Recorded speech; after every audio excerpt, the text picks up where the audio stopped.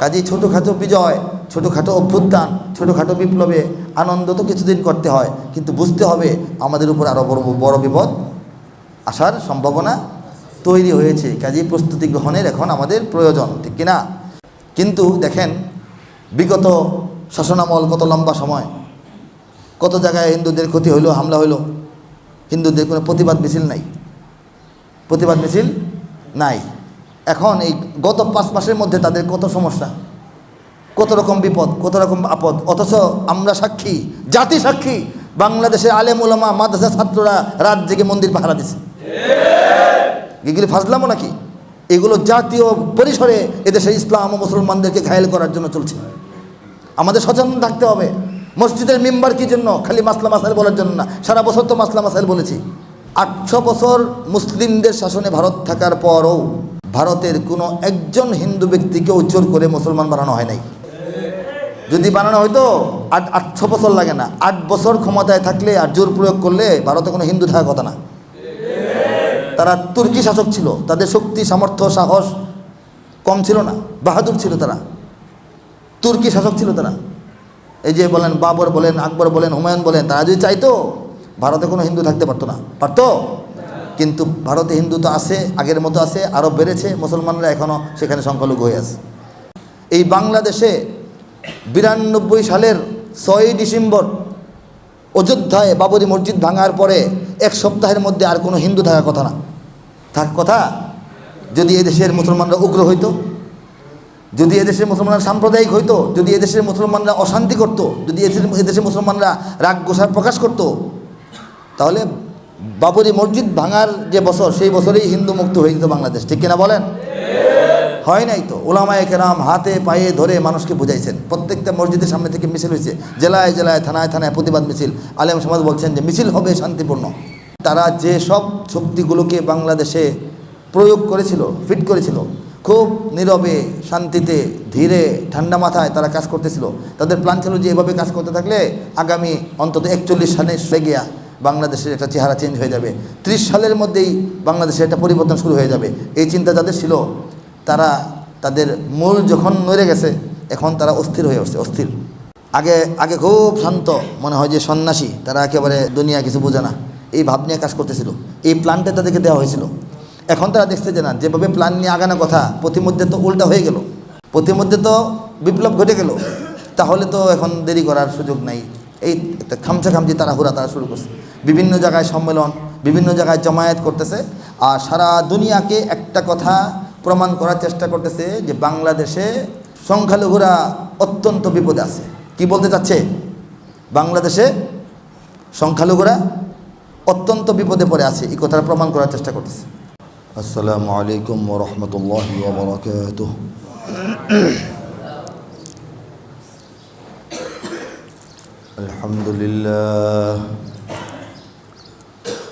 আলহামদুলিল্লাহ নাহমাদুহু ওয়া নাস্তাঈনুহু ওয়া নাস্তাগফিরুহু ওয়া নু'মিনু বিহি ওয়া নাতাওয়াক্কালু আলাইহি ওয়া নাউযু বিল্লাহি মিন শুরুরি আনফুসিনা ওয়া মিন সাইয়্যাতি আ'মালিনা। মান ইয়াহদিহিল্লাহু ফালা মুদিল্লা লাহু ওয়া মান ইউদ্লিলহু ফালা হাদিয়া লাহু। ونشهد أن لا إله إلا الله وحده لا شريك له ونشهد أن سيدنا ونبينا وحبيبنا وسندنا ومولانا محمدا عبده ورسوله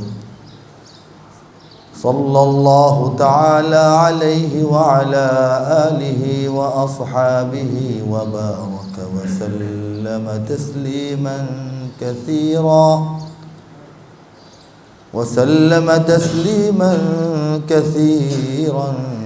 كثيرا. أما بعد، فأعوذ بالله من الشيطان الرجيم. بسم الله الرحمن الرحيم. وأعدوا لهم ما استطعتم من قوة ومن رباط الخيل ترهبون به عدو الله وعدوكم وآخرين من دونهم لا تعلمونهم الله يعلمهم وما تنفقوا من شيء في سبيل الله يوفى إليكم وأنتم لا تظلمون صدق الله العظيم الحمد لله আমরা সবাই উচ্চারণ করি আলহামদুলিল্লাহ।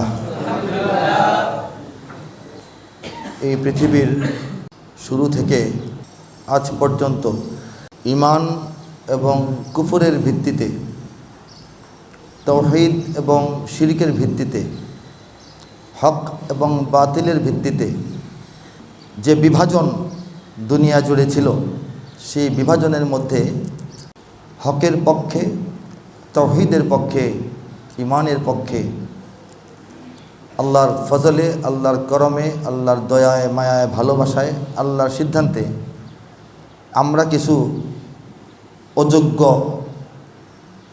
সামান্য মানুষ এখনও আল্লাহর পছন্দের দলে আছি। এই জন্য বলি আলহামদুলিল্লাহ।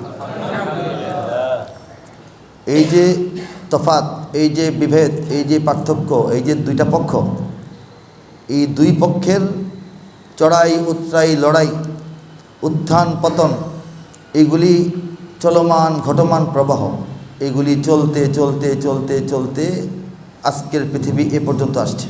এই লড়াইয়ের ইতিহাস আমরা জানি।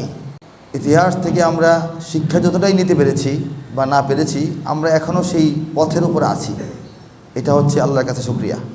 আজকের বিশ্বে উম্মতে মুহাম্মাদি সাল্লাল্লাহু আলাইহি ওয়াসাল্লাম, বিশ্বনবীর উম্মত, আল্লাহর প্রতি বিশ্বাসী বান্দা, তাওহীদবাদী মানুষের সংখ্যা প্রায় 200 কোটি।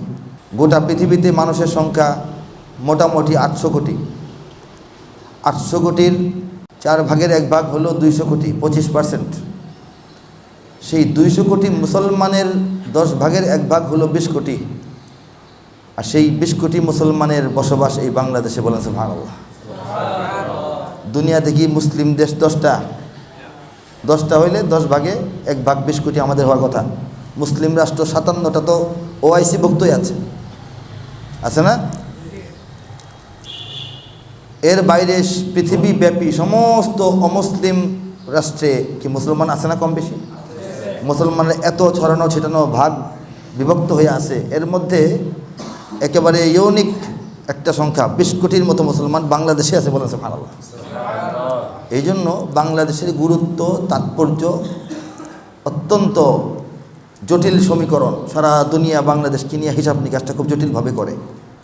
যেহেতু পৃথিবীর লড়াইটাই হচ্ছে ইসলাম এবং ইসলাম বিরোধী শক্তির মধ্যে, তাহলে ইসলাম বিরোধী শক্তি তো দেখে যে ইসলামটা কোথায় আছে। এর মধ্যে 10 ভাগের 1 ভাগ খুঁজে পায় বাংলাদেশে। বলেন সুবহানাল্লাহ। বাংলাদেশে গোটা পৃথিবীর দাওয়াত ও তাবলীগের সর্ববৃহৎ জামায়াত ইজতেমাটা বাংলাদেশের রাজধানীর বুক চিরে বয়ে যাওয়া তুরাগ নদীর পারে হয়। এটা একটা বিরাট বিষয় না? সারা পৃথিবীতে 100, 150, 200 রাষ্ট্রের মধ্যে কোরআনের প্রতিযোগিতায় বাংলাদেশের সন্তানরা 1 নম্বর হয়। অনেক বড় বিষয় না? আরবের দামি দামি রাষ্ট্রগুলো, কুয়েত, কাতার, জর্দান, বাহরাইন, আরব আমিরাত, আরও যত রাষ্ট্র আছে যুদ্ধমুক্ত এখন আছে, সমস্ত দেশে, সৌদি আরবের অনেক অঞ্চল, সেখানে উন্নত মসজিদ হয়, মহামূল্যবান মসজিদ। এমন মসজিদের একটা অজুর কল বিক্রি করলে এরকম একটা মসজিদ হবে। বলেছি? এমন অজুর কলও আছে, এই কলটার মূল্য দিয়ে বাংলাদেশে একটা মসজিদ, ছোটোখাটো মহল্লার মসজিদ হয়ে যাবে। এই সব মসজিদের মধ্যে বাংলাদেশ থেকে ইমাম নেওয়া হয়। এটা কি বিরাট মর্যাদা না বাংলাদেশের? অথচ এটা হচ্ছে আল্লাহর রাসূলের আসার জমিন, এটা হচ্ছে কোরআন নাজিল হওয়ার জমিন। সেই জমিনের মসজিদে বাংলাদেশের গরিব মায়ের সন্তান আলেম হইয়া ওখানে গিয়ে নামাজ পড়ায়, ইমামতি করে। বলেন সুবহানাল্লাহ। কাবা ঘর যে কালো গিলাফ দিয়ে ঢেকে রাখা আছে, পবিত্র কাবা ঘরের যে কালো গিলাফ, মহিমান্বিত মর্যাদাবান গিলাফ, সেই গিলাফের গায়ে যে সোনালি হরফে আল্লাহর কালাম খচিত থাকে, সেই আল্লাহর কালাম তো আগে একজনে লেখে, একজন তো আর্ট করে, এটাকে ক্যালিগ্রাফি করে, সেই আকার উপরে সোনালি বা স্বর্ণ মিশ্রিত সুতা দিয়ে এটাকে সারা বছরে নির্মাণ করা হয়। বছরে একবার গিলাফ চেঞ্জ হয়, নতুন গিলাফ ওঠানো হয়। কিন্তু প্রথম যিনি নকশাটা করেন এই ব্যক্তিটা, বা এখানে যদি কোনো টিম থেকে থাকে 2-3 জনে করেন, এটার নেতৃত্ব দেন বাংলাদেশের চট্টগ্রামের মৌলানা মুখতার আহমদ নামক এক ভাই। বলেন সুবহানাল্লাহ। আমরা জানিও না যে আমাদের অবদান আল্লাহ পাক কীভাবে দুনিয়াতে ছড়াইয়া দিয়েছেন। বর্তমান কাবা নয়, এর আগের কাবা। কাবা তো অনেকবার সংস্কার হয়েছে, এর আগের সংস্কারের সময়, অতীতের একটা সংস্কারে কাবা ঘরের যে বিম, এটাকে কি বলে, কাঠ দিয়ে দেয়, ধর্না বলে, বিম বলে, ছাদের বিম। সেই ছাদের বিম দেওয়া হয়েছিল বাংলাদেশে কাঠ দিয়া। অবিশ্বাস্য মনে হয়? অবিশ্বাস্য আর কি আছে? কোনো না কোনো দেশের কাঠ তো দিবে নাকি? যদি শুনেন শ্রীলঙ্কার কাঠ, যদি শুনেন যে ফ্রান্স থেকে কাঠ এনেছিল, যদি শুনেন যে ইংল্যান্ডের কোনো কাঠ, বিশ্বাস করতাম না? ওই কাঠটা বাংলাদেশের হলে সমস্যা কি? বাংলাদেশের হয়েছিল। বলেন আলহামদুলিল্লাহ। কাবার ইতিহাসে লেখা আছে, মক্কার গভর্নররা এখনও কাবা নিয়ে কথা বললে এই কথাটা স্মরণ করে। বলেন সুবহানাল্লাহ। কাজে বাংলাদেশের অবদানটা ইসলাম ও মুসলিম উম্মার জন্য কম না বেশি? বেশি অবদানওয়ালা রাষ্ট্র, এই বেশি অবদানওয়ালা রাষ্ট্রের মুসলমানদের প্রতি ইসলাম বিরোধীদের নেক নজর থাকবে না বদনজর থাকবে? সেই বদনজরের মধ্যে আমরা আছি। এটা আমাদের মনে রাখতে হবে। কি করতে হবে? আল্লাহ রাব্বুল আলামিন আয়াতে কারিমা আমি পাঠ করলাম, তিনি বলছেন ওয়া আইদ্দু লাহুম, হে মুমিনগণ তোমরা প্রস্তুতি গ্রহণ করো তাদের জন্য, তাদের বিরুদ্ধে, তাদেরকে প্রতিরোধ করার জন্য। আমার দুশ্মন, আমার নবীর দুশ্মন, আমার কাবার দুশ্মন, আমার কোরআনের দুশ্মন, আমার শরীয়তের দুশ্মন, আমার দ্বীনের দুশ্মন, আমার অনুগত বান্দাদের যারা দুশ্মন, তাদেরকে প্রতিহত করার জন্য তোমরা সর্বাত্মক প্রস্তুতি গ্রহণ করো। কার নির্দেশ? তো কোরআনের আয়াত থেকে যখন আমলের বয়ান করি, কোরআনের আয়াত থেকে যখন ফজিলতের বয়ান করি, তখন যেভাবে আমরা অন্তর দিয়ে শুনি মানার জন্য, এটাও তো মানার জন্যই দিচ্ছেন নাকি? এটা অতিরিক্ত কোনো আয়াত? এটা কোরআনের মানলে হবে না মানলে হবে এরকম আয়াত নাকি হুকুম? হুকুম না? হ্যাঁ। কাফের হওয়ার জন্য কোরআনের যে কোনো একটা আয়াত না মানলি কাফের। সহজ, কাফের হওয়া সহজ। কোরআনের একটা আয়াত মানেন না। একজন নারী রাবিয়া বসরির মতো আরও বড় পরহেজগার, কোরআনের সব সে মানে আমল করে, কিন্তু স্বামী 4টা বিয়ে করলে সে মন খারাপ করে, মন খারাপ করতে পারে, কিন্তু সে কোরআনের এই আয়াতটা তার পছন্দ হয় না, আল্লাহ কেন অনুমতি দিলেন, তাহলে সে কি কাফের হয়ে যাবে? কি হয়ে যাবে? কাফের হয়ে যাবে। কাফের হওয়ার জন্য কোরআনের সামান্য অংশ না মানলেই যথেষ্ট, কিন্তু মুমিন হওয়ার জন্য সবটা কোরআন মানতে হবে। এই 10টা আয়াত মানলেই হবে না। কোরআনের এই আয়াতগুলি ভালো লাগে মানতেছি, বাকিগুলি আমার সন্দেহ লাগে, এটা আর চিন্তা করে মানতে হবে, তাহলে সে মুমিন হতে পারবে না। এটা কোরআনের আয়াত বলতেছি। আল্লাহ বলেন ওয়া আইদ্দু লাহুম মাস্তাতাতুম, তোমাদের পক্ষে যা সম্ভব, তোমার সাধ্য সামর্থ্য মতো তোমরা প্রস্তুতি গ্রহণ করো। মিন কুওয়া, শক্তি, শক্তি সামর্থ্য তোমরা অর্জন করো। ওমির রিবাতিল খাইল, এই শক্তি সামর্থ্যের ব্যাপারে আল্লাহ রাব্বুল আলামিন একটা জিনিসের কথা উল্লেখ করেছেন, তোমরা বাহন ঘোড়ার কথা উল্লেখ করা হয়েছে তাফসিরে। তোমরা ঘোড়া প্রস্তুত রাখো। বলেন সুবহানাল্লাহ। হ্যাঁ, আল্লাহ বলছেন যে তোমরা সামর্থ্য মতো শক্তি সঞ্চয় করো। যথেষ্ট না? এটার মধ্যে তো সবই পড়ে, তলোয়ারও পড়ে, ঘোড়াও পড়ে, সবই কামান বিমান সব পড়ে, কিন্তু আল্লাহ এখানে একটা শব্দ উল্লেখ করছেন, উত্তম যুদ্ধের বাহন তোমরা কি করো? সংগ্রহ করো। আরও অনেক কিছু বলতে পারতেন, ঘোড়া যেহেতু বলছেন আরও বলতেন এই সেই, এত ব্যাখ্যা দেন নাই।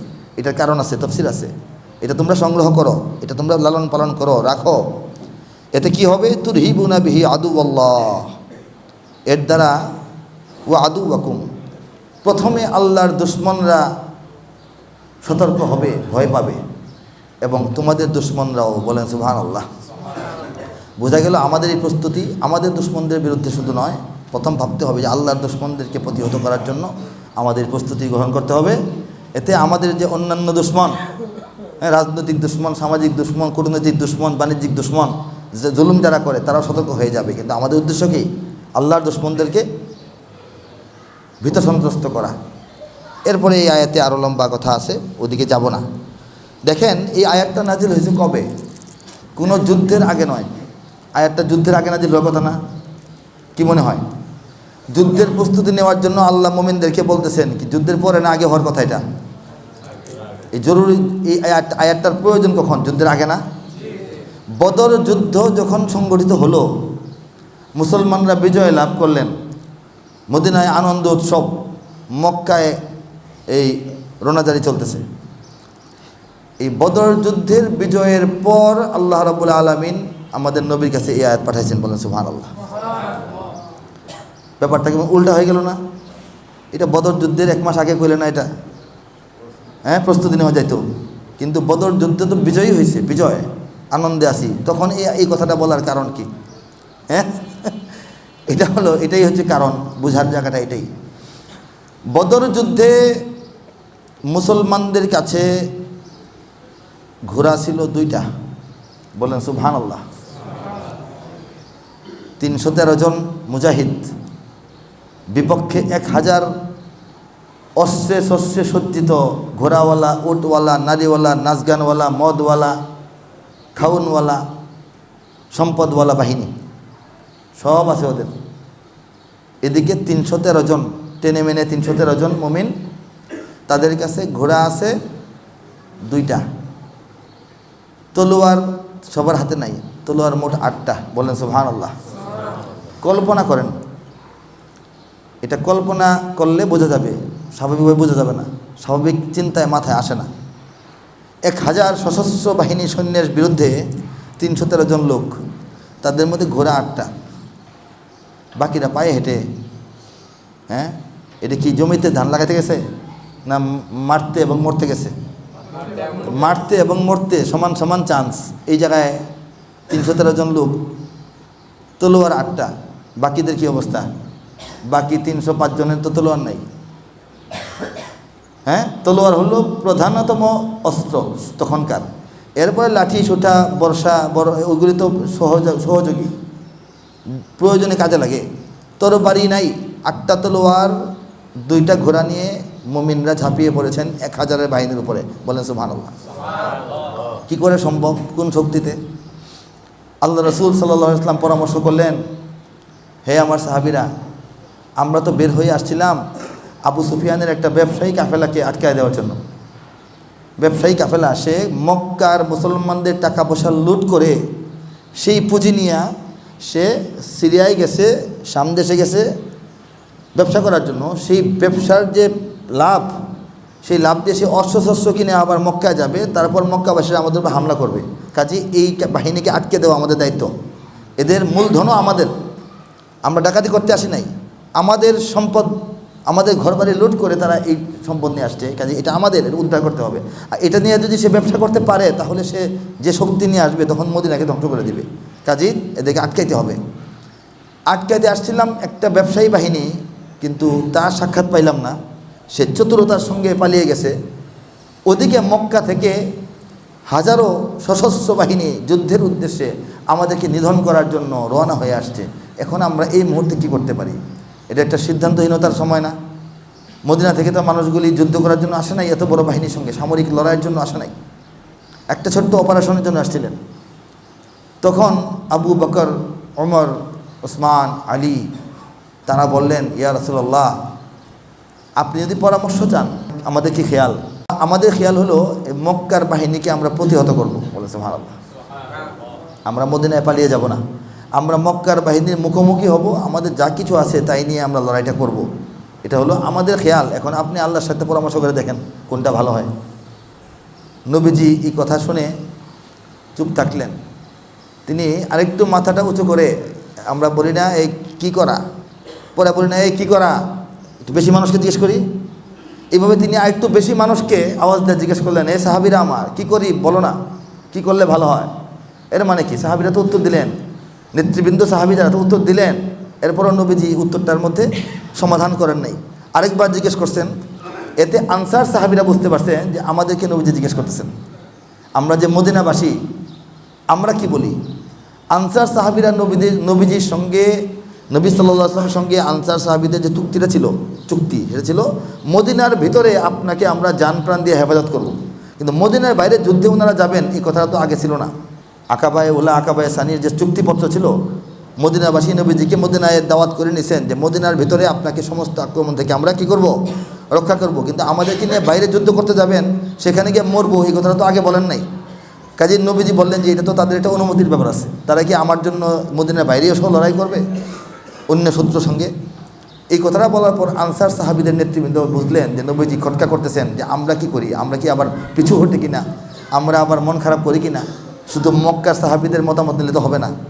তখন আনসার সাহাবীরা বললেন, ইয়া রাসূলুল্লাহ, আপনি যদি আমাদেরকে নিয়ে কোনো দিকে রওনা হন, পথিমধ্যে যদি সমুদ্র আসে এবং আপনি বলেন যে সমুদ্রে ঝাঁপিয়ে পড়ো, এটা পার হইতে হবে, আমরা ঝাঁপিয়ে পড়ব। যদি আগুনের কুণ্ডলী দেখা যায়, আপনি বলেন যে এটা পার হয়ে যেতে হবে, ঝাঁপ দাও, আমরা দ্বিতীয়বার জিজ্ঞেস করব না, আমরা আগুনে ঝাঁপিয়ে পড়বো ইনশাল্লাহ। কাজেই আমরাও তৈরি আছি, আপনার অপেক্ষা করি, পারলে আগায় যাই, তাদের সঙ্গে আমাদের লড়াইটা হোক। এটা তাদেরও মনের বাসনা। তারা বললেন এটা। আরেকটা কথা বললেন যে আমরা বনি ইসরায়েলের মতো না, আমরা বনি ইসরায়েলের মতো না। আমরা মুসা আলাইহিস সালামকে যে বলবো, বনি ইসরায়েল বলছিল যে হে মুসা, তুমি আর তোমার আল্লাহ গিয়ে যুদ্ধ করো, আমরা এখানে বসলাম, আমরা খবর রাখতেছি, ইশারা দিয়ে চলে আসবো, আপাতত আমরা বিশ্রাম করি, তুমি আর তোমার আল্লাহ গিয়ে যুদ্ধ করো। এই যে নাফরমানি কথাবার্তা আমরা বলবো না, আমরা আপনার সঙ্গে আছি। এই কথা বলার পর আল্লাহ রসুল সাল্লাল্লাহু আলাইহি ওয়াসাল্লাম বদর যুদ্ধে উপনীত হওয়ার সিদ্ধান্ত নিলেন এবং সেই যুদ্ধে আল্লাহ পাক রব্বুল আলামিন মুমিনদেরকে শুধু বিজয় নয়, মহাবিজয় দান করলেন। এই আটটা তলোয়ার দিয়া, 8টা তলোয়ার এবং 2টা ঘোড়ার মাধ্যমে এই যুদ্ধের বিজয় আসলো। এই শক্তিটা কোত্থেকে আসলো? মুমিনদের এই যে একটা দুঃসাহসিক বল, মনোবল এবং শক্তি, এই শক্তিটাকেই গোটা বিশ্ব এখন পর্যন্ত ভয় পায়। বলেন সুবহানাল্লাহ। মুমিনদের শক্তি সামর্থ্য কতটুকু, অস্ত্র কতগুলি, ওইটা তাদের বিবেচ্য বিষয় নয়। তাদের বিবেচ্য বিষয় মুমিনরা যদি খালি তাদের হারানো শক্তিটা ফিরে পায়, মনের বলটা ফিরে পায়, ইমানি শক্তিটা ফিরে পায়, তাহলেই যথেষ্ট। বর্তমান বিশ্বে মুসলমানদের হাতে যে পরিমাণ অস্ত্র আছে, এটা বিশ্ব বিজয়ের জন্য যথেষ্ট। এটা আমাদের বুঝতে হবে। আমাদের তরুণদেরকে, যুবকদেরকে, মুমিনদেরকে বোঝানো হচ্ছে যে আমরা তো পারবো না, আমরা তো অসহায়, আমরা কি ওদের সমান অস্ত্র বানাইতে পারছি? আমাদের কি বিজ্ঞানী আছে? আমাদের কি এই উন্নত মানের বিমানগুলি আমাদের আছে? খালি মিয়া বললেই হবে যুদ্ধ করতে চান? আমাদের কি আছে? আমাদের কি আছে কথাটা আমাদের না, এটা তোরা সৃষ্টি করে আমাদের মাথায় দিছে। তারা সৃষ্টি করে আমাদের মাথায় দিছে যে তোমাদের কি আছে, তোমরা যে যুদ্ধ করতে বলো।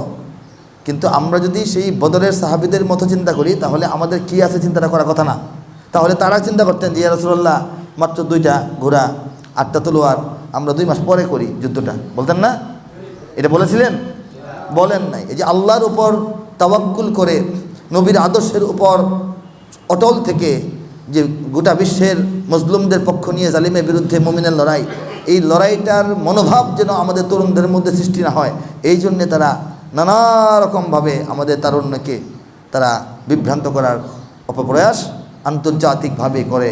সেই অপপ্রয়াসের ফলেই মুসলিম বিশ্বের তরুণরা এখন অস্ত্রের সমতা চিন্তা করে, অস্ত্র সমান হবে কি হবে না, পারবো কি পারবো না, যাবো কি যাব না, উচিত হবে কি হবে না, এই চিন্তাটা তাদের মাথায় ঢুকাই দিছে ইসলামের দুশ্মনরা। আল্লাহ বলেন তোমরা প্রস্তুতি গ্রহণ করো। কখন বলেন? বদর যুদ্ধের বিজয়ের পর বলেন। কারণ আল্লাহ জানেন যে এই বিজয়টা শেষ বিজয় নয়। এই বিজয়ের কারণে গোটা বিশ্বের তাগতি শক্তি মদিনার বিরুদ্ধে ঐক্যবদ্ধ হয়ে যাবে। যে শুনতাম আরবের এক লোক নবী হয়েছে, তার সঙ্গে কিছু লোকজন আছে, তারা ঘুরে বেড়ায়, মেষ চড়ায়, হ্যাঁ, এবং না খেয়ে থাকে, টাকা পয়সা নাই, এরা দেখা যায় একটা যুদ্ধে বিজয়ী হয়ে গেছে, তাহলে তো ছাড় দেওয়া যায় না। এটা হয় কি না বলেন? এটা হয় কি না? আফগানরা যখন রাশিয়ার বিরুদ্ধে যুদ্ধে বিজয়ী হয়ে গেল, রাশিয়া বিদায় নিল, তখন কি নিরাপদ হয়ে গেল নাকি আরও চড়াও হলো আমেরিকা এসে? বলেন। তখন বুঝলো যে এই মোল্লা মৌলানাদের শক্তিটা তো সাংঘাতিক ব্যাপার। রাশিয়াকে শিক্ষা দিছে, ওদেরকে যদি ছেড়ে দেই, ওরা যদি আরও বড় হয়, তাহলে তো সারা দুনিয়ার জন্য হুমকি হয়ে যাবে। কাজেই ওদের উপর একদম চেপে বসা দরকার। এই চতুর্দিক থেকে আক্রমণ এবং চাপ সৃষ্টি হলো।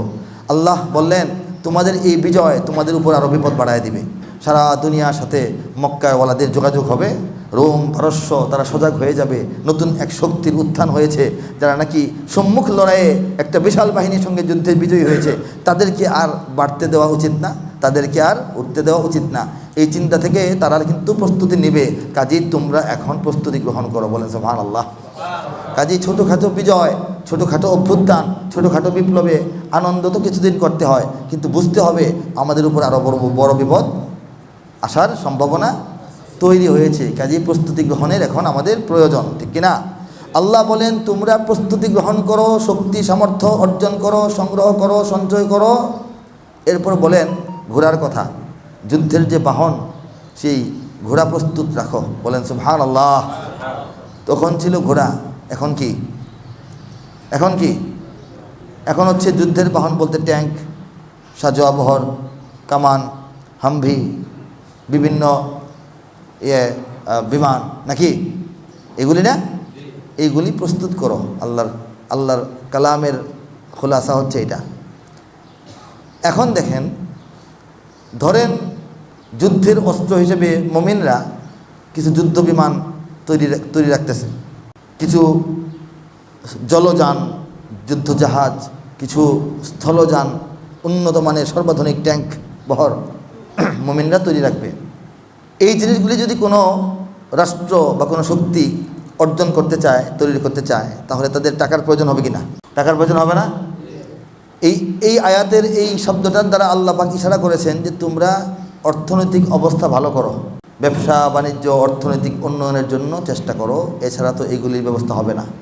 এবং এটা ঘোড়ার ক্ষেত্রেও, সেই যুগে ঘোড়া যদি খুব সস্তা বিষয় হতো, খুব সহজ বিষয় হতো, তাহলে 313 জন মানুষ যুদ্ধের জন্যই আসেন বা ব্যবসায়িক কাফেলাকে থামানোর জন্য আসেন, হাওয়া খাওয়ার জন্য, বেড়ানোর জন্য আসেন, ঘোড়া নিয়ে আসা কথা না? হাইটে হাইটে কেউ শখে আসে নাকি? বোঝা গেল ঘোড়াটা খুব তখন সহজলভ্য ছিল না। একটা ঘোড়া কিনতে অনেক টাকা লাগতো, অনেক সম্পদের প্রয়োজন হতো। ঘোড়াওয়ালা সবাই ছিল না। মদিনার সাহাবীরা ছিলেন গরিব। কি ছিলেন? মদিনার সাহাবীদের অর্থকরী ফসল একমাত্র খেজুর, আর কিছু না। এটা শাম দেশের মতো না। সিরিয়া ছিল ধনী, তারা কাপড়ের ব্যবসা করতো, সারা দুনিয়ায় সিরিয়ার কাপড় যাইতো। এই যে এটা পড়ছি না আমি, আবা ঘরের মধ্যে লেখা সুরিয়া, এটা সিরিয়ান পোশাক। সিরিয়ান পোশাকটা বর্তমান সময়ের খতিবের গায়ে আছে। নবীজিও চাচার সঙ্গে গিয়া যখন সিরিয়া ব্যবসা করতেন কাপড় আনতেন, বলেন সুবহানাল্লাহ। তো সিরিয়া কাপড়ের ব্যবসায় কি আজকে থেকে না 2000 বছর আগে থেকে? ধনী। ইয়েমেনের চাদর, নবীজি ইয়েমেনি চাদর পরতেন। ইয়েমেনি চাদর ফেলে আছে না, বলে না? ইয়েমেনি চাদর, ইয়েমেন চাদর তৈরি করতো, কার্পেট তৈরি করতো ইরান।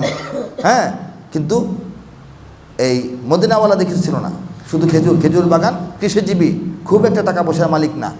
এই জন্যই মদিনার, আর যারা মক্কা থেকে মদিনায় গিয়েছিলেন হিজরত করে, তারা তো ধনী হইলেও গরিব, সমস্ত সম্পদ তো মক্কায় পড়ে আছে, কোনোরকম জীবন নিয়ে গেছেন। তো মক্কার মুহাজিররাও মদিনায় গিয়ে গরিব, আর মদিনাবাসী আসলেই গরিব। বুঝাইতে পারছি ব্যাপারটা? যে জন্যে তাদের দুইটা তলোয়ার, বলে তলোয়ার তো লোহা দিয়ে বাইরে বানাইলে হয়, কিন্তু এটার প্রযুক্তি, এটার কারিগর, এটার খরচ, এটার উপাদান মদিনাবাসীর কাছে ছিল না বলেই তো মাত্র 8টা তলোয়ার আর মাত্র 2টা ঘোড়া। আল্লাহ বললেন যে ঘোড়া তোমাদের সংগ্রহ করতে কষ্ট হয়, তোমরা গরিব বলে ঘোড়া পাও না, সেই ঘোড়া তোমাদের সংগ্রহ করতে হবে, ঠিক কিনা? কাজেই আমরা এখন অর্থনৈতিক যে অবস্থায় আছি, এই অবস্থায় তো যুদ্ধ বিমান কিনা আমাদের পক্ষে সম্ভব না। আল্লাহ বলতেছেন সব সম্ভব করতে হবে। এর জন্য তোমরা অর্থনৈতিক শক্তি অর্জন করো, যেন তোমরা যুদ্ধের বাহন কিনতে পারো। প্রথমত যুদ্ধের বাহন ক্রয় করার জন্য টাকা পয়সা দরকার, ঠিক কিনা বলেন? যুদ্ধের বাহন কেনার পরে এটা চালানোর জন্য আধুনিক প্রযুক্তি জ্ঞান সম্পন্ন লোকজন দরকার, ঠিক কিনা বলেন? ওইটা আমাদের মধ্যে তৈরি করতে আল্লাহ বলেছেন। আল্লাহ কি বলেছেন এই আয়াতের মধ্যে? আয়াতটা ভাঙেন, তাফসীর করেন। সবাই মিলে চান্দা দিয়ে একটা যুদ্ধ বিমান কিনে ফালায় এখানে রেখে দিলেন, লাভ আছে? এটা চালানোর নাবিক লাগবে না, পাইলট লাগবে না, সেটা তোমরা হও, সেটা তোমরা কি হও, তোমাদের মধ্যে এই জ্ঞান বিজ্ঞানের চর্চা করো, তোমরা যুদ্ধ বিমান চালানোর মতো ব্যক্তি হও। এটাকে মেনটেন করার মতো বিজ্ঞানী এবং ইঞ্জিনিয়ারিং দক্ষতা সম্পন্ন মানুষ তোমরা তৈরি করো, নিজেদের মধ্যে হও, বলেন সুবহানাল্লাহ। এই বিমানের তেল ঢোকানোর জন্য তোমরা তেল সম্পদ তৈরি করো বা উত্তোলন করো বা ক্রয় করো। আন্তর্জাতিক বিশ্বের সঙ্গে তোমরা বিভিন্ন রকমের চুক্তিতে যাও, এছাড়া কি হবে? হ্যাঁ, দেখেন এই একটা জিনিসের সঙ্গে কত কিছু সম্পর্ক। এগুলি সংরক্ষণ করার জন্য দুর্গম, বোমা মারলেও ধ্বংস হয় না, মাটির নিচে এরকম ঘর তৈরি করো। যাদের যুদ্ধ বিমান আছে এরা মাটির নিচে রাখে, যাতে বাইরের বোমা পড়লেও, বাড়িঘর ধ্বংস হলেও বিমানগুলি ক্ষতি না হয়। কাজেই এই একটা যুদ্ধ বিমানের জন্য এটার পাইলট হওয়ার মতো জ্ঞান বিজ্ঞান দরকার, এটাকে মেনটেন করার মতো জ্ঞান বিজ্ঞান দরকার। এটাকে কিনলে তো লস, টাকা দিয়ে কিনবে কতদিন, নিজেরা তৈরি করার মতো বিজ্ঞানী দরকার।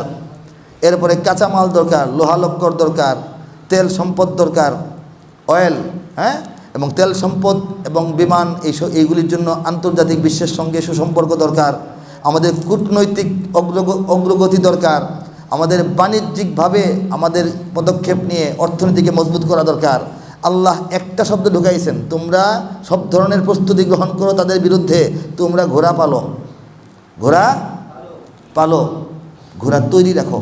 ঘোড়া তৈরি রাখতে হলে ঘোড়া কিনতে হবে, ঘোড়ারে খাওয়াইতে হবে, ঘোড়ার আস্তাবল প্রয়োজন, ঘোড়ার দৌড় শিখতে হবে, ঘোড়ার পায়ে খুল লাগাইতে হবে, খুল বানানোর কারিগর লাগবে, খুর বানাবার জন্য লোহা লাগবে, অনেক কিছু লাগবে কি না। মেনটেন করতে পারতো না বলে এই মদিনাবাসী ঘোড়া বেশি কিনতো না। যেমন মেনটেন করতে পারি না বললে আমরা অনেকেই গাড়ি কিনি না। গাড়ি কেনার টাকা আছে, গাড়ি কেনার টাকা আছে, কিন্তু এটা ড্রাইভার নিজে শেখা, এটা তেল ভরা, এটা ঠিকঠাক করা, এটাতে ভালো রাখা, এটা আমাদের পক্ষে সম্ভব না। মাসে মাসে অনেক খরচ, এই জন্য আমরা কিনি না। ব্যাপারটা এরকম না। ঘোড়াটা এমন ছিল। গরুর ক্ষেত্রে এত চিন্তা নাই, ঘোড়ার ক্ষেত্রে এরকম। তো আল্লাহ পাক ঘোড়ার কথা বলছেন, ঘোড়া তৈরি রাখো মানে তোমাদের অনেক কিছু তৈরি করতে হবে, তোমাদের অনেক যোগ্যতা অর্জন করতে হবে, তোমাদের অনেক ব্যবস্থাপনা করতে হবে। তাহলে তোমরা অন্তত একটা যুদ্ধের বাহিনীর জন্য, একটা ঘোড়সওয়ার বাহিনীর জন্য মিনিমাম 100টা ঘোড়া তো লাগবে। মিনিমাম 100টা ঘোড়া, যুদ্ধের ঘোড়া কিনে এটাকে যুদ্ধের জন্য প্রস্তুত এবং উপযুক্ত রাখার জন্য যে মেনটেন্যান্সটা, এটা একটা বিরাট যোগ্যতার ব্যাপার। এটা যে কোনো অঞ্চলের মানুষ পারবে না। মদিনাবাসীর এটা ছিল না, সামর্থ্য ছিল না। কিন্তু আয়াত নাজিল হওয়ার পর আল্লাহ রাসূল সাল্লাল্লাহু আলাইহি ওয়াসাল্লাম বললেন যে এটা তো আয়াত, এটা তো হুকুম, এটা করতে হবে। এই আয়াত নাজিল হওয়ার পর মদিনায় ঘোড়া ক্রয় করা হলো, ঘোড়ার কারিগর আনা হলো, ঘোড়ার খুর তৈরির কারখানা বানানো হলো, ঠিক আছে।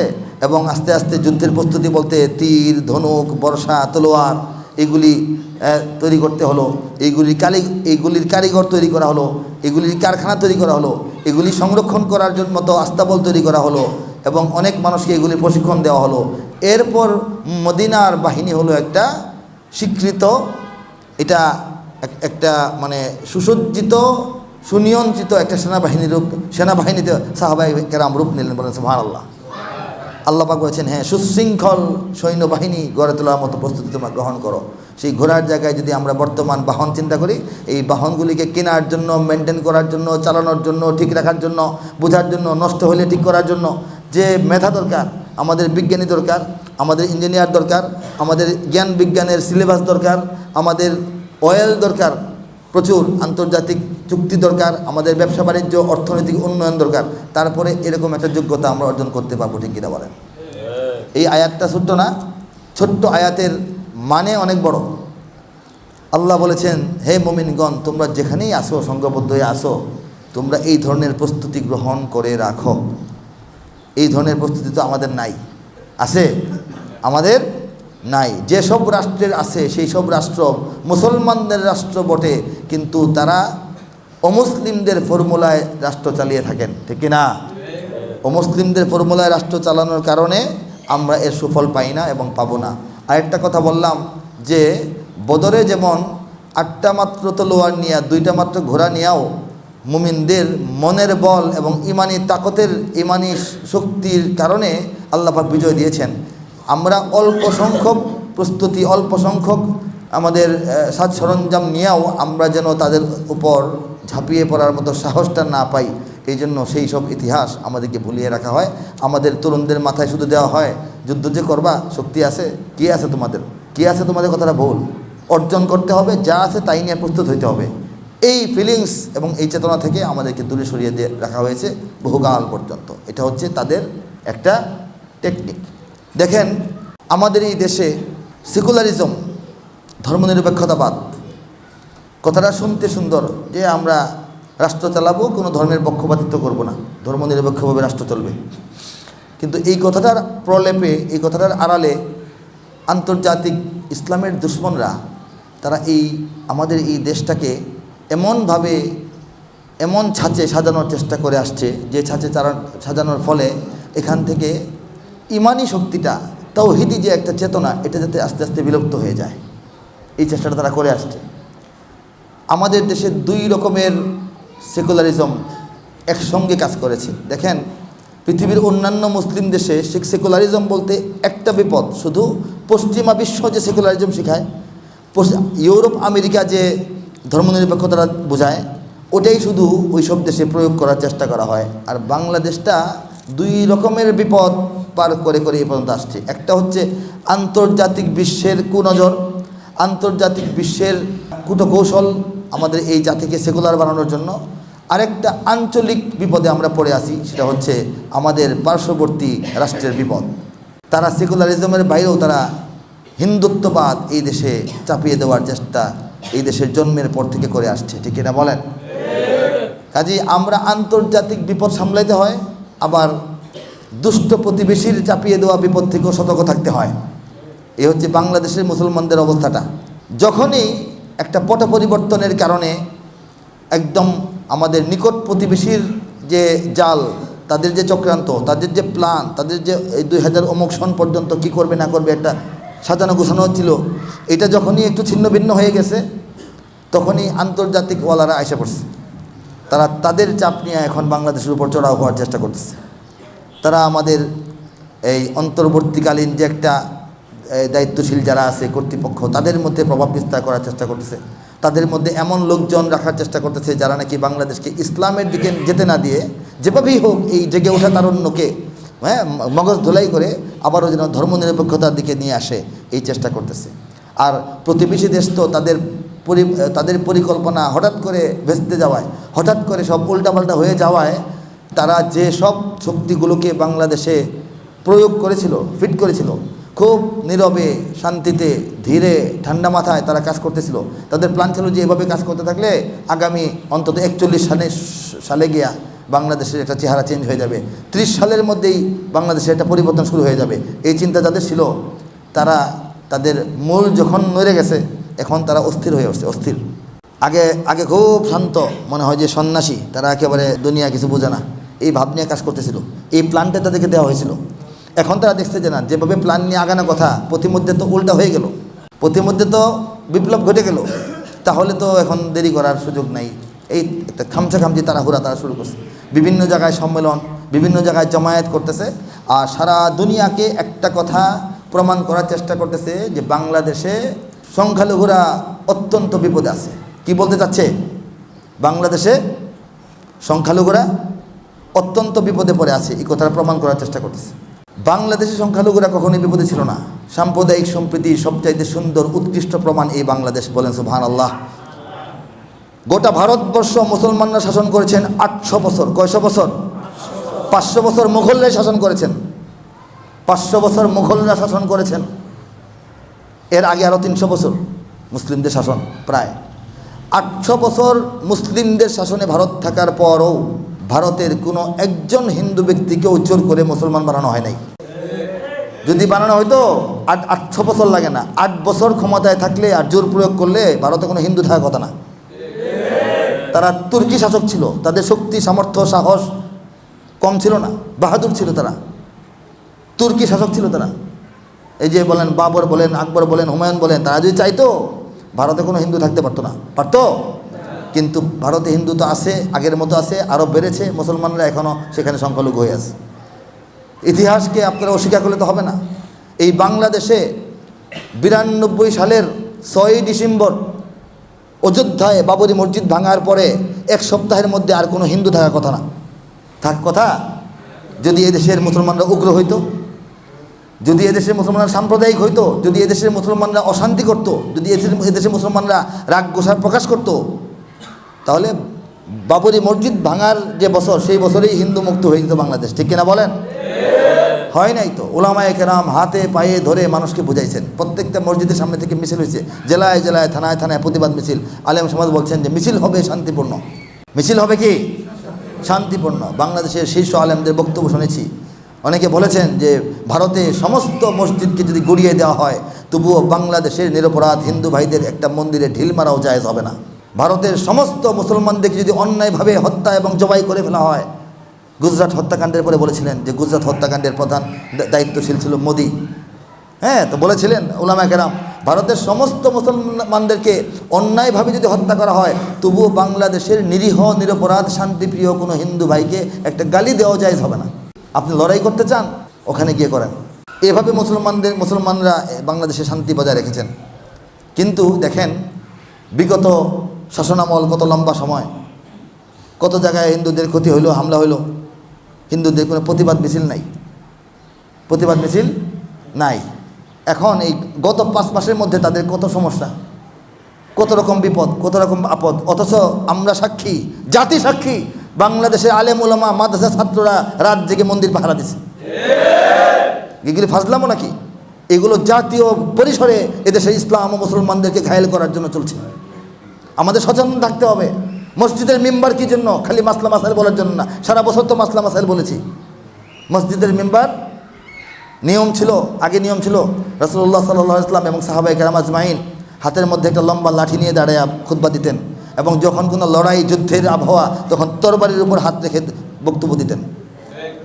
আমরা তো তসবিহ নিয়া, মোটামুটি তসবিহ নিয়া, এটার সঙ্গে কারো ঝগড়া নেই, খুশি, ছবি দেখলেও খুশি, হাতে দেখলেও খুশি, না হুজুর খুব ভালো সুফি সাহেব মানুষ নাকি?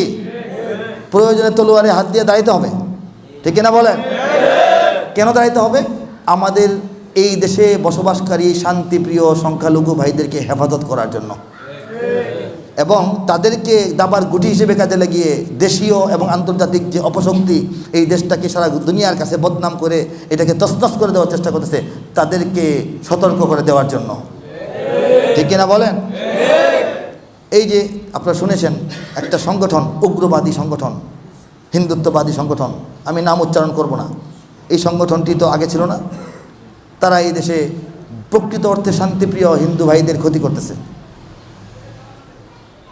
ইসলামের নামে কিছু সন্ত্রাসবাদী সংগঠন যেমন সমস্ত মুসলমানদের ক্ষতি করে, করে না? এখানে বোমা, সেখানে বোমা, সেখানে হত্যা, পরে কি হয়? বদনাম কার হয়? ইসলামের হয়। বিপদ আসে সমস্ত সাধারণ মুসলমানদের উপর, সাধারণ আলেম ওলামাদের উপর। আমাদের সনাতনী হিন্দু ভাইদেরকে বুঝতে হবে যে বাংলাদেশের শান্তিতে থাকা সাধারণ হিন্দু ভাইদের উপর একটা বিপদ চাপিয়ে দেওয়ার চেষ্টা ওরা করতেছে। ওদের কর্মকাণ্ডের কারণে সাধারণ হিন্দু ভাইদের উপর আস্তে আস্তে মানুষের সন্দেহ আসবে, এবং তাদের উপর মানুষের মন বিস্তৃষ্ট হয়ে গেলে সমস্যা আছে, ঠিক না? এই যে ষড়যন্ত্র, এই ষড়যন্ত্রের কবল থেকে বাংলাদেশকে বের করে আনতে হবে। প্রতিশোধ পরায়ণতার মাধ্যমে নয়, হত্যার বদলে হত্যা এরকম নয়, আক্রমণের বদলে আক্রমণ এই জন্য নয়। তাদের একটা গোপন নকশা প্ল্যান আছে, 2030-এর মধ্যে বাংলাদেশ যেন একটা সাম্প্রদায়িক দাঙ্গার দেশ হয়ে যায়। সাম্প্রদায়িক দাঙ্গার, অমুক জায়গায় ওরা হামলা করবে, শুই না আরও 10 জায়গায় আমরা হামলা করব, এরপর তারা আবার এক জায়গায় খোঁচা মারবে, আমরা আরও 20 জায়গায় খোঁচা মারবো। এই দৃশ্যটা বাংলাদেশে যদি হয়ে যায়, শান্তিও হবে না, নির্বাচনও হবে না, কোনো স্থিতিশীল সরকার হবে না, কোনো শক্তি এখানে কোনো আদর্শিক বিপ্লব ঘটাতে পারবে না, এবং সারা দুনিয়া এই দেশকে একটা সন্ত্রাসের আখড়া মনে করবে, এবং পার্শ্ববর্তী প্রতিবেশীরা এখানে নাক গলানোর, হাত ঢুকানোর সুযোগ খুঁজবে। কাজেই সমস্ত খতিবদেরকে জানানো হয়েছে, আপনারা মসজিদে সুস্পষ্টভাবে চক্রান্তটা কী হচ্ছে এটা একটা ধারণা দেন, এবং এই চক্রান্ত মোকাবেলায় আমাদের শান্তিপ্রিয় অবস্থান করা, শান্তিপ্রিয় প্রতিবাদ করা, আইনের সাহায্য নেওয়া, নিজেরা গিয়া কোনো রাগ প্রকাশ না করা, করতে গেলে আমরা দীর্ঘস্থায়ী ক্ষতির সামনে পড়ে যাব। এই শান্তির আহ্বানটা মসজিদ থেকে জানানোর জন্য একটা মানসিক সিদ্ধান্ত খতিব সাহেবদের মধ্যে হয়েছে, এবং সেই সিদ্ধান্তের আলোকেই আমি এই প্রসঙ্গে আজকে আপনাদের সামনে কিছু কথা বলছি। উস্কে দেওয়ার চেষ্টা করছে বাংলাদেশের মুসলমানদেরকে, উস্কে ওঠা যাবে না ইনশাআল্লাহ। আমরা মিলেমিশে ছিলাম এই জমিনে, যত সংখ্যক মুসলমানই হোক, যত সংখ্যক অমুসলিমই হোক, আমরা মিলেমিশে ছিলাম। নাগরিক ভ্রাতৃত্ব আমাদের সৌন্দর্য, ঠিক কিনা বলেন? নাগরিক হিসেবে আমরা ভাই ভাই, নাগরিক অধিকার সমান। আমরা মুসলমানরা হিন্দুর দোকান থেকে মিষ্টি কিনি, ঘৃণা করি না। এই এই ব্যাপারটা বাংলাদেশে আছে, ইন্ডিয়ার অনেক অঞ্চলে খুঁজে পাবেন না। মুসলমানরা ব্যবসা করতে পারছে না, মুসলমানরা কুরবানি দিতে পারছে না, মুসলমানরা আজান দিতে পারছে না। বাংলাদেশে কোথাও তো এই সমস্যা নাই। পূজা হচ্ছে, অর্চনা হচ্ছে, কীর্তন হচ্ছে, ঢোল বাজছে, সবই হচ্ছে, উলুধ্বনি হচ্ছে। যে এলাকায় হিন্দুরা থাকেন, মাগরিবে আজান বরাবর সময় তারাও উলুলুলু শোনা যায়। কই মুসলমানরা থেকে আক্রমণ করে না? করে না। জোর করে কোনো হিন্দু ভাইকে মুসলমান বানানো হয়েছে বাংলাদেশে? এই ইতিহাস নাই। কোনো হিন্দু ভাইকে শুধু হিন্দু হওয়ার জন্য আক্রমণ করা হয়েছে? হয় নাই। টুকটাক মামলা, টুকটাক জমি নিয়ে ঠেলাঠেলি, টুকটাক বাড়ির সীমানা নিয়ে ঝগড়া, টুকটাক মনে করেন একটা হত্যাকাণ্ড হয়ে গেল, এটা মুসলমানদের মধ্যে হচ্ছে না? বাংলাদেশের যত খুনের মামলা, বছরে যতগুলি খুনের মামলা হয়, খুনি কি যারা খুন হয়, বাংলাদেশে যত খুনের মামলা হয় বছরে, যারা খুন হয়েছে এরা কি হিন্দু না মুসলমান? একটা খুন হয়ে গেছে, মুসলমান মুসলমানকে মেরে ফেলেছে, হচ্ছে না এরকম? এখানে 1000টা ঘটনার মধ্যে একটা এমন হতে পারে না একজন মুসলমান হিন্দুকে মেরে ফেলছে, দোকান নিয়ে, ব্যবসা নিয়ে, বাড়ি নিয়ে, জমি নিয়ে, হইতে পারে না? বা একজন হিন্দু মুসলমানকে মেরে ফেলছে, হইতে পারে না? এটাকে সাম্প্রদায়িক দাঙ্গা বললে হবে না, এটা সামাজিক ঘটনাপুঞ্জি। সমাজে চলতে গেলে প্রতিবেশী মুসলমান হইলেও তার সঙ্গে ঝগড়া হয়, প্রতিবেশী হিন্দু হইলেও তার সঙ্গে মহব্বত হইতে পারে, ঠেলাঠেলি ঝগড়া হইতে পারে। কাজেই সমাজে বসবাস করতে গিয়ে যে সামান্য মামলা টামলা এটাই হয়, এটা হচ্ছে এই দেশে বসবাসের কারণে। এটা শান্তি না লাগলে অন্য দেশে যান, এটার জন্য আদালত আছে, বিচার হচ্ছে। কিন্তু as a Hindu, as a minority, শুধুই সংখ্যালঘু হিসেবে বাংলাদেশে কোনো সংখ্যালঘুর উপর নির্যাতন করা হচ্ছে না, ঠিক কিনা বলেন? যদি হয়ে থাকে, যদি বাংলাদেশের হিন্দু সম্পত্তি অন্যরা দখল করে থাকে, যদি হিন্দুদের সম্পদ বাড়ি ঘরের মধ্যে অন্য কোনো মুসলমান চেপে বসে থাকে, সেই মুসলমানরা আলেম নয়, ওলামা নয়, আলেম ওলামার সঙ্গে সম্পর্ক রাখনেওয়ালা কোনো ইসলামপন্থী জনতা নয়। তারা কারা, কোন দলের নেতা, কোন সময়ের এমপি, কোন সময়ের মন্ত্রী, কোন চিন্তা ভাবনার লোকজন, এটা আপনারাই খুঁজে বের করেন, ঠিক কিনা বলেন? দেখান যে মৌলানা সাহেব, খতিব সাহেব অমুক অমুক গ্রামে এক হিন্দু সম্পত্তি দখল করে বসে আছে, পাবেন কোথাও? এগুলি সমাধান আপনারা করেন, এগুলি মামলার লাইনে করেন।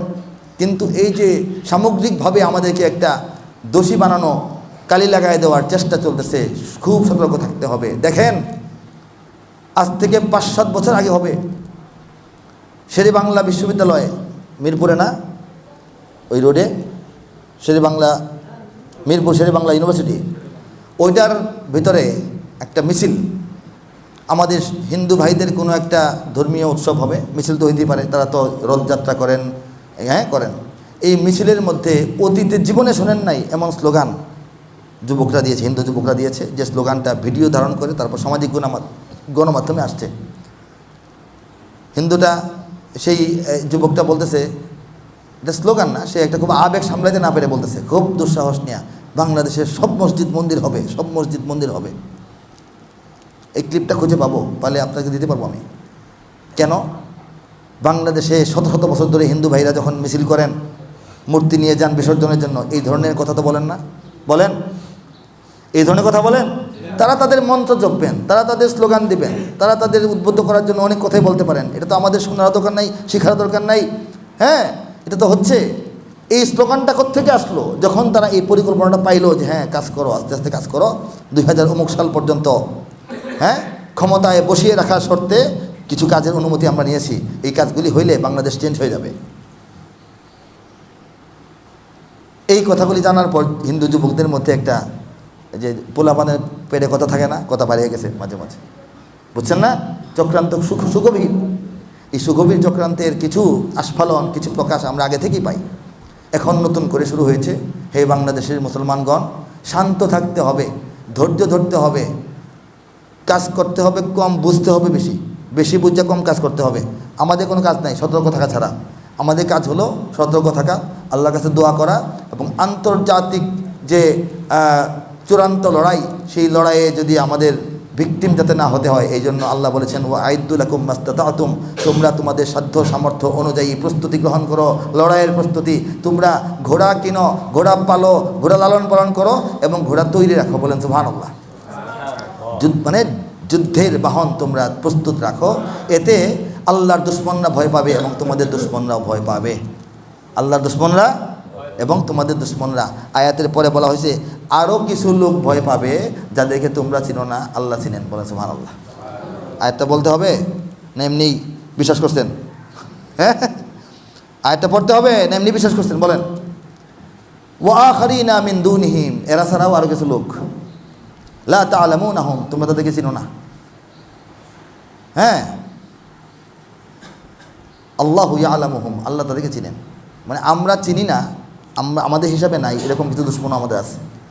আমরা যাদেরকে দুশ্মন মনে করি, সামনে যারা আসে তাদেরকে চালায় পেছন থেকে আরও কিছু দুশ্মন আছে না, তাদেরকে তো আমরা চিনি না। আল্লাহ বলেছেন তোমরা চিনো না কিন্তু আমি চিনি, তারাও সতর্ক হবে যদি তোমরা প্রস্তুতি গ্রহণ করো, বলেন সুবহানাল্লাহ। কাজেই এই বুঝে শুনে আমাদের আগাতে হবে, উস্কে যাওয়া যাবে না, উগ্রতা প্রদর্শন করা যাবে না, এই চট্টগ্রামে হামলা হয়েছে ঢাকায় করে দাও, এগুলি করা যাবে না। এটাই এখন বাংলাদেশের মুসলমানদের বোঝার ব্যাপার। চক্রান্ত ধীরে ধীরে হয়ে লম্বা সময়ে গিয়ে সফল হওয়ার কথা ছিল, ওয়ামাকারু, আল্লাহ বলেন আমার দুশ্মনরা, আমার নবীর দুশ্মনরা, আমার দিনের দুশ্মনরা, আমার মুমিন বান্দাদের দুশ্মনরা ষড়যন্ত্র করে। বলেন সুবহানাল্লাহ। ওয়ামাকার আল্লাহ, এরপরে বলেন আল্লাহ, আমি আল্লাহ তোমাদের আল্লাহ, আমি নিজেও পরিকল্পনা ঠিক করে রাখি। বলেন সুবহানাল্লাহ। আমি আমার কৌশলটাও অবলম্বন করি।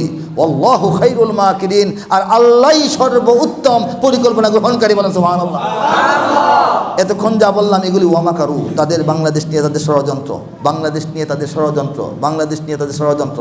ওয়ামাকার আল্লাহ, আল্লাহর পরিকল্পনা পরে আসা পড়ছে, ষড়যন্ত্র ব্যর্থ হয়ে গেছে। আল্লাহু খায়রুল মাকিরিন, বাকি কাজ কেমনে হবে আল্লাহই ভালো সিদ্ধান্ত এবং পরিকল্পনা করেনওয়ালা, আল্লাহ বলে দিয়েছেন, আমাদের বলতে হবে না, ঠিক না? কাজে আমরা শুধু ওদের ফাঁদে পা দেব না। ওরা তো একটা আক্রমণ আড়ালে করতে পারতো, গোপনে করতে পারতো, নীরবে করতে পারতো। একটা জনসম্মুখে পাবলিক প্লেসে একটা হত্যাকাণ্ড ঘটানোর অর্থ কি? আমরা যেন রাগ হয়ে গোসা হয়ে জুমার বয়ানের পরে শক্তিশালী বক্তব্য দেওয়া সবাইকে নিয়ে বাইর হয়ে যেন একটা লুটপাট, একটা বড় ধরনের আক্রমণ যাতে আমরা করি। তবে আল্লাহর ফজলে এটা আমরা করব না, আমরা এটা করব না। সুনির্দিষ্ট অপরাধীকে দায়ী করা হবে। প্রমাণ যদি পাওয়া যায়, প্রমাণের ভিত্তিতে বাংলাদেশের আইনে তার বিচার হবে। নির্দিষ্ট অপরাধীদের বিচার হয়ে গেলেই যথেষ্ট।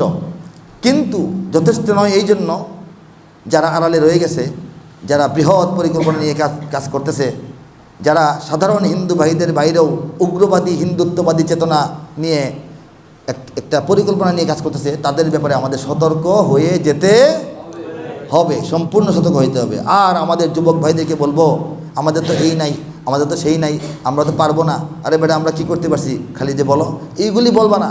এই কথাগুলি ওরা আমাদেরকে বলায়, এই কথাগুলি আমাদের ব্রেনে কারা দিছে? আমাদের প্রতিপক্ষ দিয়েছে।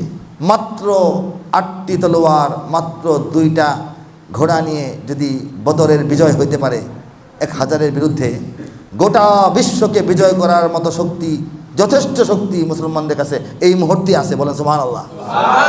শুধু দরকার ঐক্য। ওয়াতাসিমু বিহাবলিল্লাহি জামিআন ওয়ালা তাফাররাকু। হে মুসলিম বিশ্বের শক্তিশালী রাষ্ট্রগুলো, হে মুসলিম বিশ্বের শক্তিশালী রাষ্ট্রপ্রধানরা, হে মুসলিম বিশ্বের সচেতন নাগরিকগণ, তোমরা এক হয়ে যাও। আল্লাহর রশি, আল্লাহর দড়ি, আল্লাহর যে কি বলে এটাকে আদর্শ এবং দর্শন, এটার উপরে তোমরা এক হয়ে যাও। তোমরা ওয়ালা তাফাররাকু, তোমরা নিজেরা ঝগড়া বিবাদটা ছেড়ে দাও। তাহলে যে পরিমাণ তোমাদের হাতে আছে, এটা বদরের চাইতে অনেক বেশি আছে। তোমাদের বিজয় একদম দ্বার প্রান্তে। বলেন সুবহানাল্লাহ। ওই চেতনায় আবার আমাদের জেগে উঠতে হবে, আমাদের প্রস্তুতি নিতে হবে, আমাদের প্রস্তুত থাকতে হবে। তাদের পাতা ফাঁদে পা দেওয়া যাবে না। ঘটনাগুলির সমাধান আইনি প্রক্রিয়ায় সীমিত পরিসরে হবে। যেখানে সমস্যা সেখানে সমাধান। এই সমস্যা সব জায়গায় ছড়া দিলে হবে না। তবে চেতনার আওয়াজ উঠাইতে হবে। তারা সচেতন হয়ে গেছে, আমরা অচেতন থেকে গেলাম, তাহলে তো হবে না, ঠিক কিনা? আর যেটা বললাম, আন্তর্জাতিকভাবে যে একটা বড় ধরনের কলা কৌশল আমাদের উপর আস্তে আস্তে ঘিরে আসছে, এটাকে বোঝার জন্য অন্যদিন অন্য একটা লেকচারে আমি কিছুটা বোঝানোর চেষ্টা করব। আমাদের তরুণরা যাতে বোঝে আন্তর্জাতিক শক্তি এই একটা গ্যাপ সুযোগ পেয়ে বাংলাদেশের উপর চড়া হওয়ার চেষ্টা ইতিমধ্যে শুরু করেছে। তারা সেভাবেই সাজাচ্ছে, সেভাবেই আস্তে আস্তে গোছাচ্ছে। সংবিধান সংস্করণে হাত দেওয়া হয়েছে, হাত দেওয়া হয় নাই? সংবিধান সংস্কারে হাত দেওয়া হয়েছে। এখানে কিছু কিছু আলেম ওলামার সাথেও আলাপ সালাপ তারা করে, যেন তারা পরে বলতে পারে আলেমরা তো ছিল, যেন তারা পরে কি বলতে পারে, আলেমরাও তো ছিল। দোষ করানোর ব্যাপার আছে একটা, আলেমরাও তো ছিল। কিন্তু সংবিধান গোপনে গোপনে নীরবে নীরবে সংস্কার করার তো প্রয়োজন নাই। বাংলাদেশে 2টা প্রস্তাব দেন। একটা প্রস্তাবে লেখেন আল্লাহর আইনে শরীয়তের বিধানে সংবিধান হবে। আরেকটা প্রস্তাবে লেখেন যে আল্লাহর আইনে শরীয়তের বিধানে না, মানবরচিত আইনে সংবিধান হবে। গণভোট দেন, মানুষ ভোট দিক, সাহস থাকলে এই কাজটা করেন, ঠিক কিনা? সেই সাহস তাদের নাই। আগের জুমায় বলেছিলাম, কাজী সংবিধান সংস্করণ কোন দিকে যায় এটাও বাংলাদেশের মুসলমানরা খেয়াল রাখবে। মুসলমানদের যারা অভিভাবক পৃষ্ঠপোষক নেতৃত্বে আছেন তারা খেয়াল রাখবেন। তবে সামাজিকভাবে নাগরিকভাবে যে কিছু সংগঠন, কিছু উদ্যোগ এবং কিছু ব্যবস্থাপনার মাধ্যমে এই দেশের ইসলামকে বিপদে ফেলে দেওয়ার চেষ্টা করা হচ্ছে, সেই সম্পর্কে সজাগ করার জন্যই কিছু কথা ইশারাতান, খুব খোলামেলা নয়, ইশারায় ইঙ্গিতে কিছু একটু একটু টাচ করে আমি বলার চেষ্টা করলাম। আমাদেরকে আল্লাহ পাক বোঝার তৌফিক দান করুন এবং যা করণীয় সেই করণীয় আল্লাহ পাক আমার হৃদয়ে ঢেলে দিন, আমরা যেন সেই কাজগুলি করতে পারি। আল্লাহ পাক তৌফিক দান করুন। ওয়া আখিরু দাওয়ানা আনিল হামদুলিল্লাহি রাব্বিল আলামিন ওয়াসসালাতু ওয়াসসালামু আলা সাইয়্যিদিল মুরসালিন।